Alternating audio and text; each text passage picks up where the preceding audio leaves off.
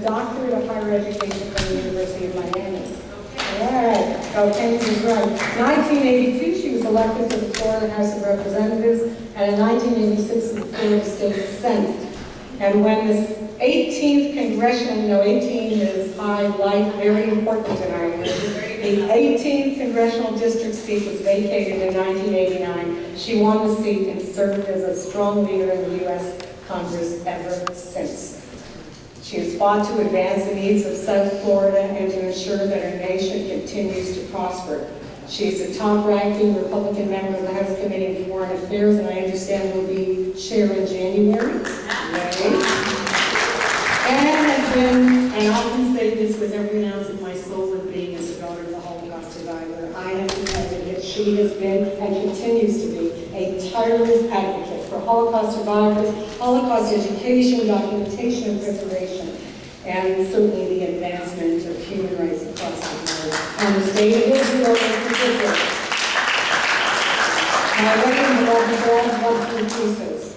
Congressman Ileana Ross-Layton has always been a tremendous supporter of our efforts at the Holocaust Center.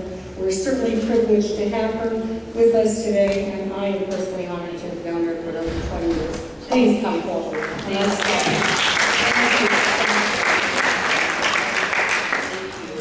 Well, thank you very much. What an honor and indeed a real privilege and a pleasure to be here with you.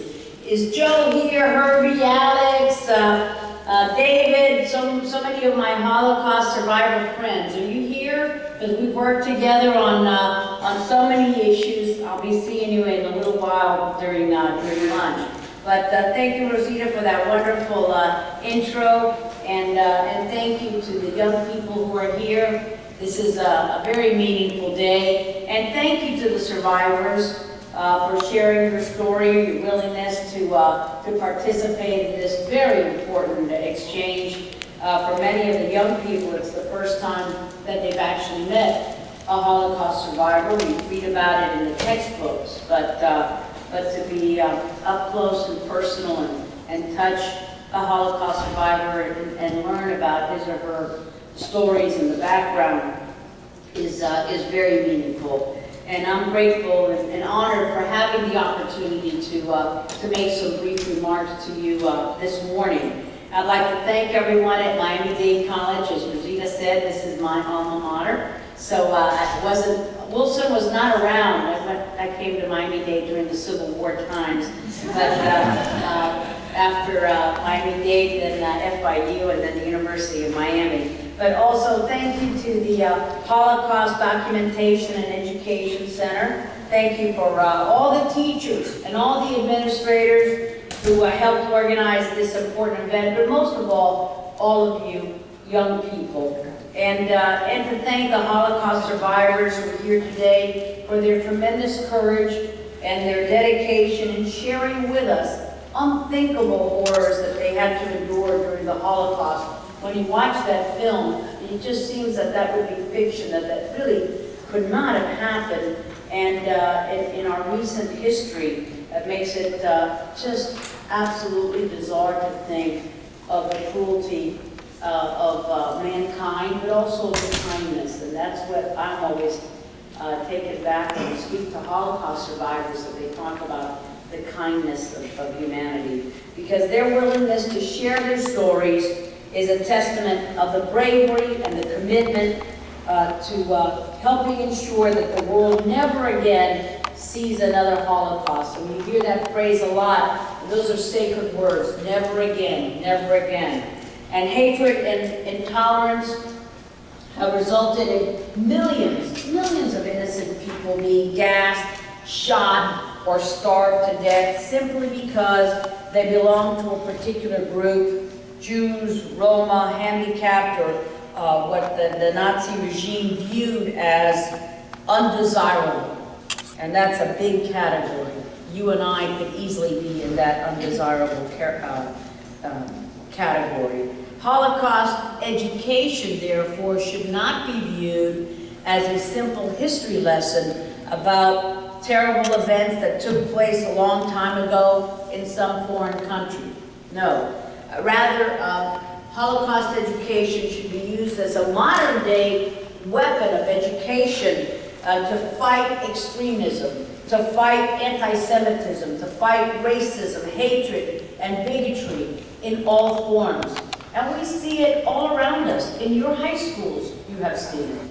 Whether you think of it in that way, but anyone who's discriminated against because of what a person believes or stands for, because of their racial makeup or their ethnicity or their sexual orientation, or if they have some physical problem and they're outcast and they're looked upon as different than everyone else.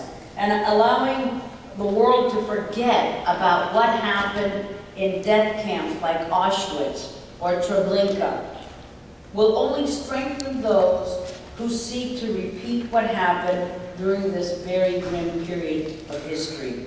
For some extremists, forgetting about the Holocaust is not enough. Despite vast amounts of evidence on the atrocities perpetrated during the Holocaust, there are still many in our nation and throughout the world who shamefully and maliciously deny that the Holocaust ever took place. And that happens in our community, in our state, in our country, and in every country in the world. We have a so-called leader, Iranian leader Ahmadinejad. He has denied that the Holocaust ever occurred, and he has said that Israel must be wiped off the face of the map. And the Iranian regime is pursuing, in a maddening pace, the development of nuclear weapons to perhaps have another Holocaust upon humanity. And responsible nations must take seriously the threat posed by those who deny the Holocaust. It's not just, oh, you don't know what you're talking about, but that's okay, we'll just keep moving. No, because they're going to plan to commit another Holocaust in our lifetime. And regrettably, anti-Semitic incidents around the world have been on the rise in recent years and have included threats, insults, physical violence, destruction of religious sites throughout the world. And these trends are alarming and they're disheartening. We have faith in you, the new generation, that you will make this world anew and that you will spread education throughout the world, because education is the key to fighting bigotry and racism. And the problems of hate and prejudice and intolerance is more widespread than we think, and it extends beyond the targeting of people of the Jewish faith. It is beyond that. In recent years, the world witnessed unspeakable horrors, including the genocide in Darfur, in Sudan. The Sudanese regime engaged in a systematic campaign of ethnic cleansing, mass torture, mass murder, looting, rape, which resulted in over 300,000 Darfuris being killed and nearly 3 million displaced. In North Korea, people live in modern-day concentration camps. The whole country could be viewed as a modern-day concentration camp. They're subject to the most severe forms of human rights abuses and are deprived of the most basic freedoms.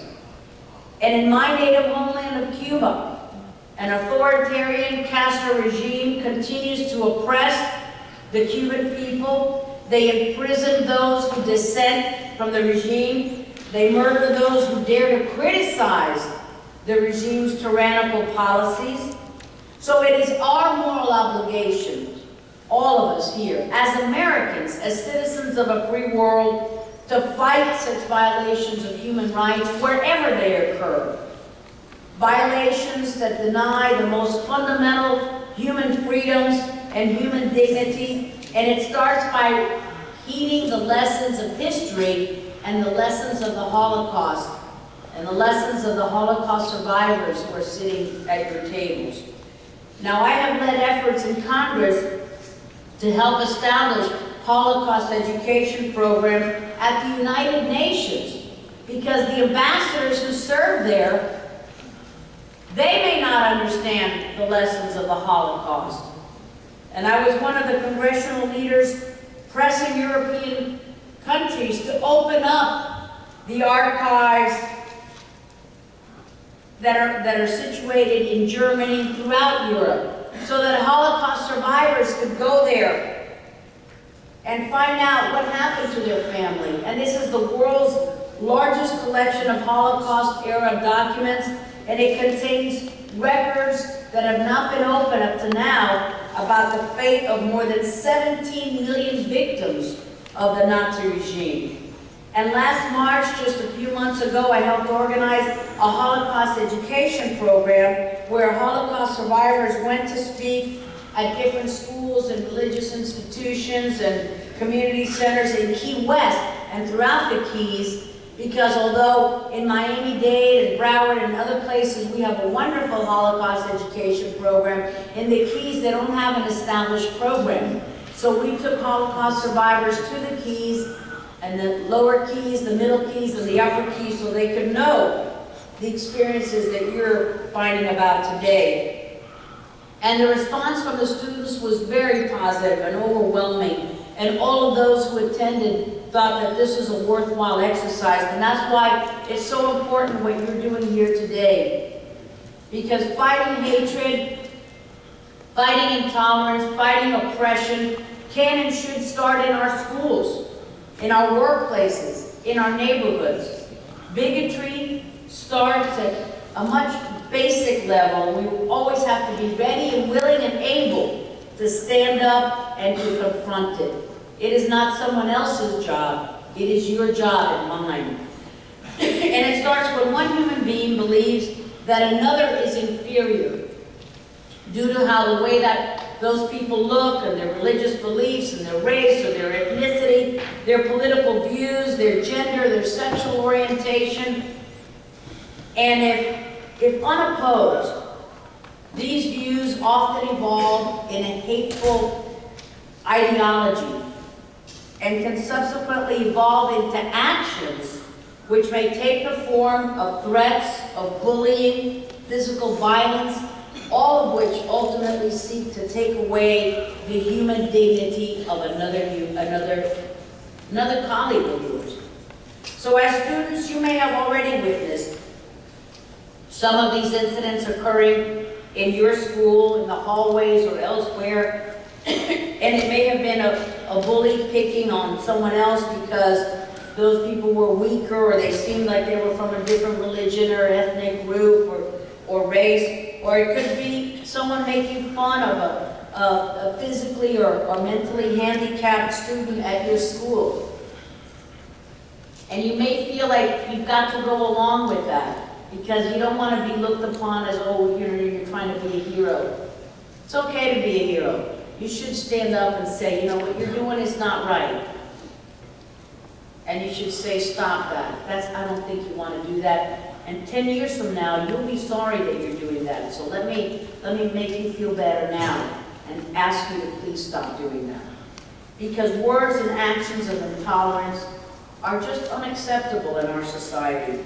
And as I look around this audience and I see so many young faces, and I see the future leaders of our community who have the responsibility of carrying the torch in promoting tolerance and acceptance.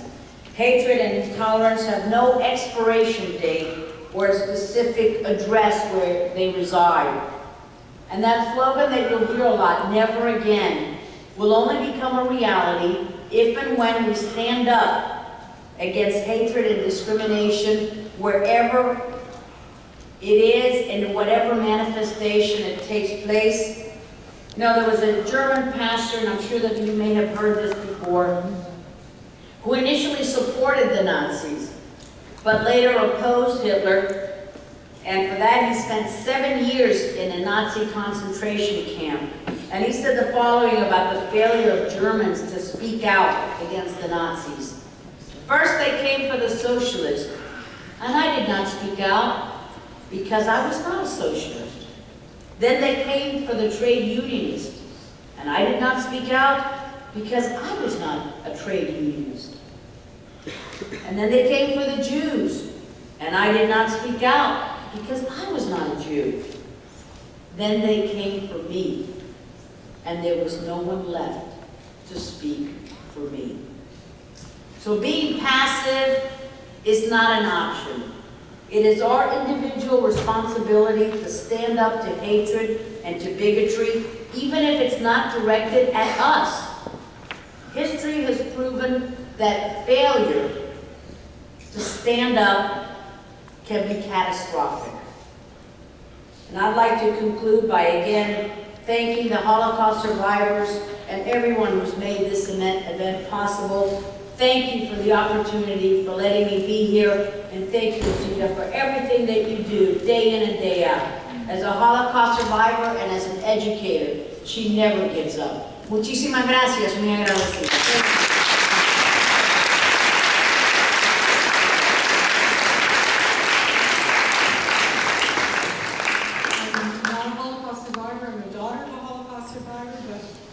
I want to say sorry. I aged you. No, that's okay. I've got 6 grandkids, so I'll feel aged. This is what we call the tzedakah box. It's a replica of a synagogue from Białystok, Poland that was built in 1902. That was destroyed by the Nazis. A synagogue that was built in 1902 in Białystok, Poland, and was burned to the ground, destroyed by the Nazis. And it is a tzedakah box, which is a box of tzedakah box, which is a charity box, which is really donations and commitments and everything that you have done for all of these years. And just like, although the synagogue might not be there, what the synagogue represents will always be there. Wow, so this is so meaningful. Thank you. Thank you so much. This is beautiful.